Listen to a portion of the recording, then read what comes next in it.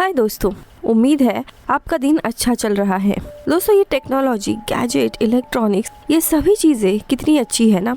इन सभी टेक्नोलॉजी के कारण हमारी लाइफ बहुत ही आसान हुई है और हम एक दिन भी इन सारी चीज़ों के बिना चल नहीं सकते। हम टेक्नोलॉजी पर बहुत ही ज़्यादा डिपेंड हो गए हैं। लेकिन क्या होगा अगर एक दिन अचानक से टेक्नोलॉजी और इलेक्ट्रॉनिक गैजेट अचानक से जिंदा हो जाए, उनमें म्यूटेशन हो और अलग अलग गैजेट मिलकर एक बहुत ही बड़ी चीज़ बन जाए और इंसानों से बगावत कर दे और इंसानों की तरह एक अलग स्पीशीज में बदल जाए। ऐसी एक अलग कंसेप्ट पर आज की मूवीज़ है जिसका नाम है Y2K, जिसकी कहानी आपको पसंद आएगी। अगर आप चैनल पर नए हो तो चैनल को सब्सक्राइब ज़रूर करें। लेकिन कहानी शुरू करने से पहले नूरुल हसन जी और अभिमान स्टूडियो जी, इनका धन्यवाद करना चाहूँगी सुपर थैंक्स और सपोर्ट के लिए।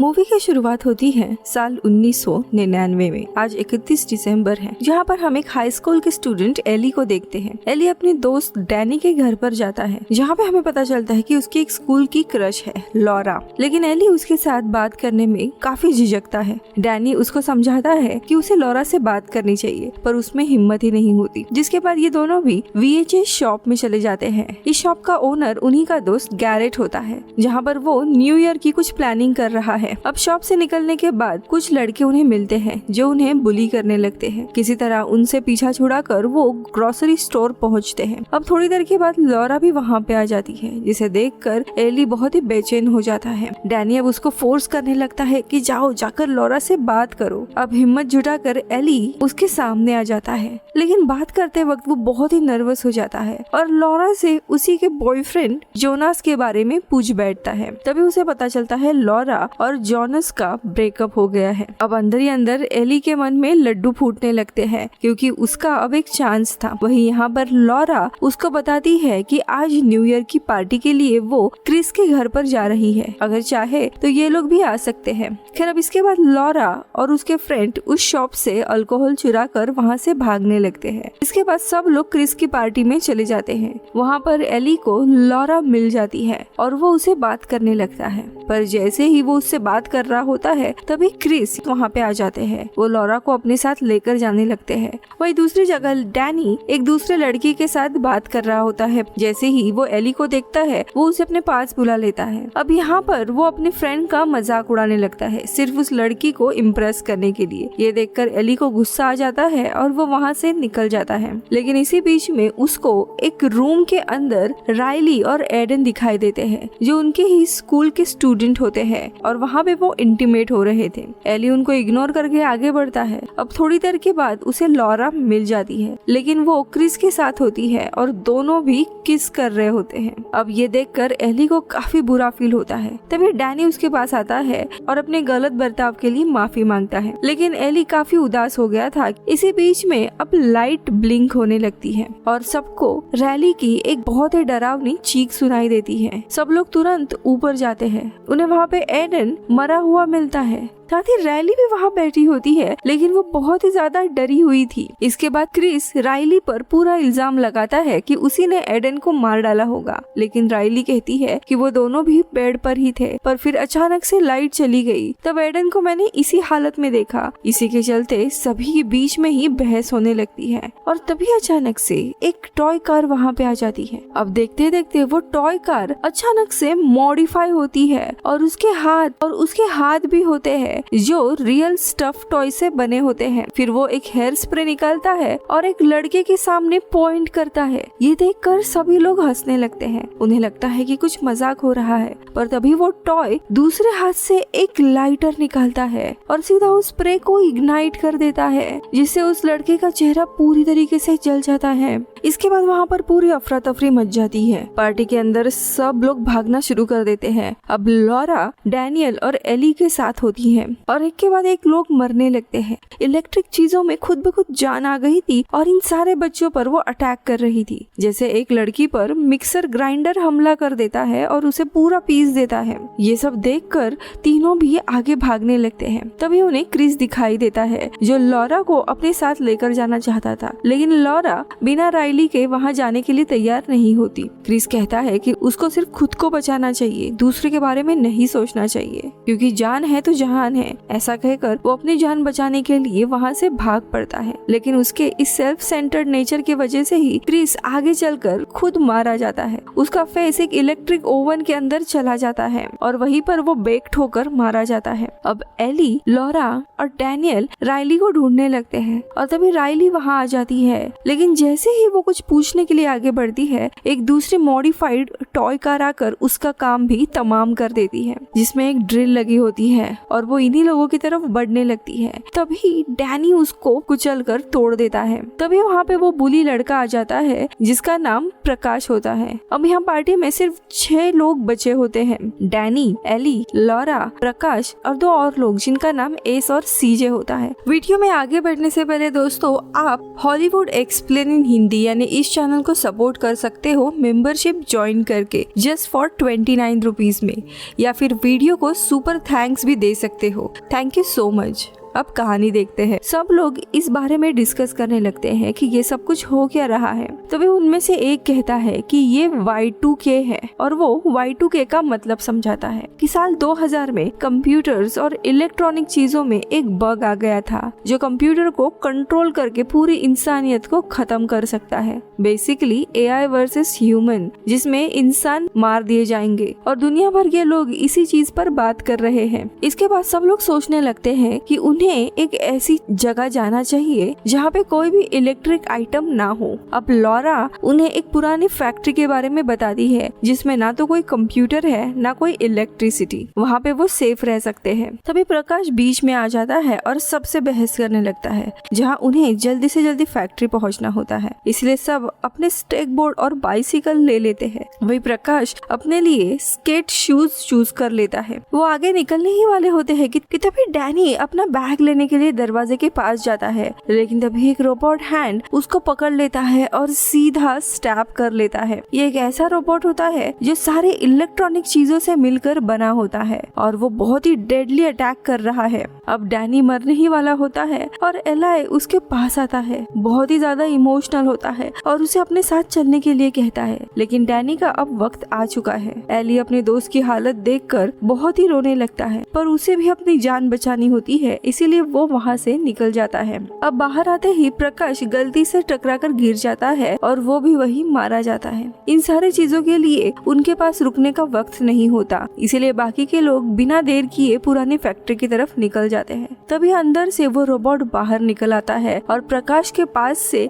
एक इलेक्ट्रिक डिवाइस निकालकर अपने साथ कनेक्ट कर लेता है, जो शायद उसे और भी ज्यादा पावरफुल बना देता है। अब एलाई और उसके साथी फैक्ट्री के काफी करीब आ चुके थे। वही एस के पास एक कैमरा होता है। अब सभी लोग कहते हैं कि अगर ये कैमरा एक्टिव रहा तो उनकी जान खतरे में आ सकती है। ये सुनते ही एस गुस्से में आकर वहाँ से चली जाती है और सीजे उसको मनाने के लिए पीछे चला जाता है। खैर इसके बाद सब लोग मिलकर उसी ओल्ड फैक्ट्री की तरफ चलना शुरू कर देते हैं क्योंकि रास्ता खराब होने वाला था। तभी एक जगह से वो टाउन को देखते हैं जो पूरी तरीके से तबाह हो चुका था और तभी उन्हें समझ आता है कि ये सिर्फ उन्हीं के साथ नहीं बल्कि पूरी दुनिया भर का प्रॉब्लम है, जहाँ पे पूरी दुनिया भर की इलेक्ट्रॉनिक्स अचानक से उसी कंप्यूटर वायरस के कारण मैनिपुलेट हो गए हैं और इंसानों को मार रहे हैं। अब चलते चलते वो फाइनली उस जगह तक पहुँच जाते हैं जहाँ पे उन्हें गैरेट मिलता है। वहाँ पर और भी सर्वाइवर्स होते हैं। अब गैरेट एली से पूछता है कि डैनी को कहाँ रख दिया तुम, लेकिन एलाई का फेस देखकर वो समझ जाता है कि अब बेचारा डैनी इस दुनिया में नहीं है।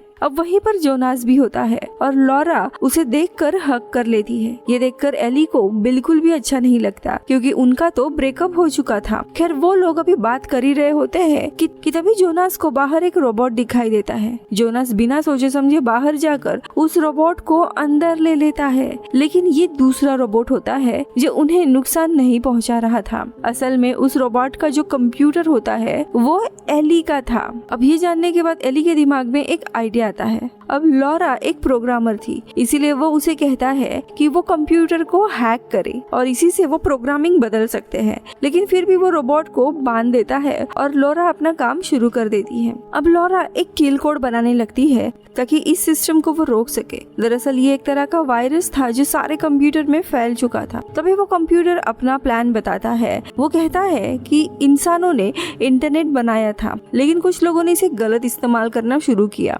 इसीलिए अब वो इंसानों को उनकी असली जगह दिखाएगा। वो एक चिप की मदद से सब इंसानों को अपने कंट्रोल में ले लेगा और धीरे धीरे सारी इलेक्ट्रॉनिक चीजें अपने अंदर मिला लेगा। इसी बीच में लॉरा किल कोड बना देती है, लेकिन उसे एक्टिवेट करने से पहले ही रोबोट अपने आप ही फ्री हो जाता है और उसे पकड़ लेता है। लॉरा को बचाने के लिए एली तुरंत उस पे पानी डाल देता है, जिस वजह से उस कंप्यूटर कंट्रोल रोबोट के अंदर शॉर्ट सर्किट हो जाता है और वो वही गिर पड़ता है। लेकिन अब उनके पास और कोई रास्ता नहीं था मेन कंप्यूटर में वो किल कमांड सेंड करने का।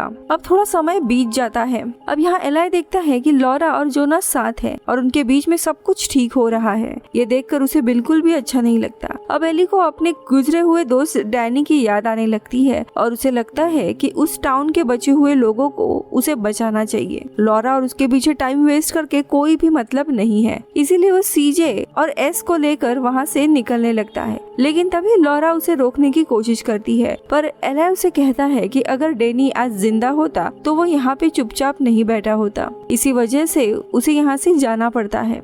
अब लॉरा इसके साथ आना चाहती थी, लेकिन एली मना कर देता है और कहता है तुम जैसे लूजर के साथ मैं क्या ही करूँगा, तुम यही रहो। ये पहली बार था एली ने लॉरा को बिना किसी बात के सुना दिया था। लॉरा भी समझ जाती है कि एली फिलहाल गुस्सा है, इसीलिए वह ऐसा बोल रहा है, इसीलिए वो उसे जाने देती है। जिसके बाद लॉरा वापस बैठकर किल कोड को फिर से रेडी करती है। उधर एली, एस और सीजे आगे बढ़ रहे होते हैं कि तभी उनके सामने रास्ता ब्लॉक हो जाता है और उनके पीछे वही रोबोट आ जाता है जो उन्हीं की तरफ बढ़ रहा होता है। वो एस का कैमरा ले लेता है और उन्हें मारने ही वाला होता है कि तभी लॉरा वहाँ पहुँच जाती है। लॉरा के साथ गैरेट भी होता है जो उस रोबोट से लड़ने लगता है। लॉरा एली के पास पहुंचती है, लेकिन तभी वो देखती है कि रोबोट ने गैरेट के टुकड़े टुकड़े कर दिए हैं। ये देखकर सभी लोग एक पोर्टेबल टॉयलेट के अंदर छुप जाते हैं। एली को पीछे से पकड़ने की कोशिश करता है, किसी तरह एली बच जाता है और टॉयलेट के अंदर घुस जाता है।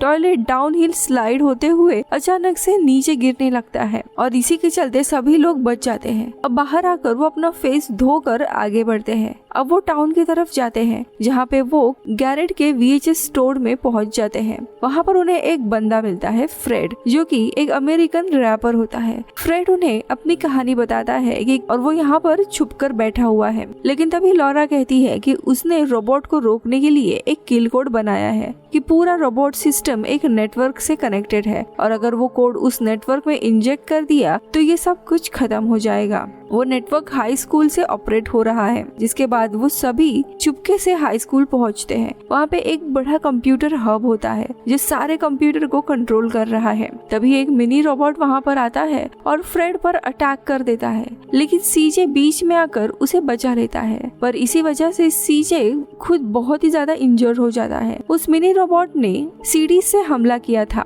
लेकिन तभी सीजे की इंजरीज इतनी सीरियस हो जाती है कि बेचारा वो भी मारा जाता है। इसके बाद एस गुस्से में आकर उस रोबोट को पंच करने लगती है और ऐसा करते करते सीधा तोड़ देती है, क्योंकि उस रोबोट ने उसके आखिरी दोस्त को मार डाला था। खैर तभी हम देखते हैं कि वहाँ पे काफी सारे लोग हैं और उनके अंदर कुछ चिप्स भी लगाई गई होती है, जिसे वो एआई रोबोट के कंट्रोल में आ जाएंगे। लेकिन फ्रेड सबका ध्यान अपनी तरफ खींच लेता है ताकि लॉरा अपना किल कमांड मेन कंप्यूटर में डाल सके। अब यहाँ पे लॉरा जल्दी जल्दी से कंप्यूटर में कोड इंजेक्ट कर देती है, जिसे पूरा सिस्टम शट डाउन हो जाता है, जिसके कारण जो लोग फ्रेड की तरफ आ रहे होते हैं वो भी बंद पड़ जाते हैं। सारी चीजें अचानक से शट डाउन हो जाती है और जो मेन वायरस था जो ये सारी चीजें कर रहा था वो भी किल हो जाता है और फाइनली क्राइसिस खत्म हो जाता है। सीन अब 5 साल बाद शिफ्ट हो जाता है। यहाँ पर लॉरा और एली अब एक साथ होते हैं। दोनों डैनी के ग्रेव को विजिट करते हैं, यानी कि फाइनली एली को लॉरा मिल गई। दोनों अपने दोस्तों की ग्रेव्स देखकर वहाँ से निकल जाते हैं। लेकिन तभी एक अजीब सी बात होती है। एस का नया आईपॉड ग्लिच करने लगता है और यहाँ पे रिवील होता है कि एल्गोरिदम पूरी तरीके से डिस्ट्रॉय नहीं हुआ है, यानी मशीन्स आगे और बड़ा क्राइसिस करने वाले हैं। और इसी के साथ Y2K मूवी खत्म होती है। मिलती हूँ अगले वीडियो में। Bye bye.